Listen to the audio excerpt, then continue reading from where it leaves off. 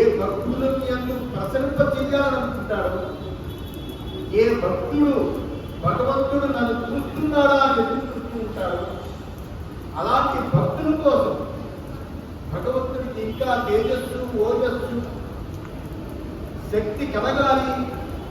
విగ్రహరూపంగా ఉన్న పరమాత్మ వెంకటేశ్వర స్వామి గారిని సదుద్దేశం చేత ఈ భారతదేశంలో ఏ దేవాలయంలో తిరుమల తిరుపతి దేవస్థానం గురించి బద్రీ కేదార్ క్షేత్రాల దగ్గర నుంచి ఎక్కడ చూసినా కళ్ళల్లో వచ్చిన దక్షిణం అంతా కూడబెట్టి ఇదంతా భక్తునికి అన్నదానంగా ఒక యాగంగా దేవుడికి ధూపదీప కైంకర్యాలతో కాకుండా నూతన వస్త్రాలతో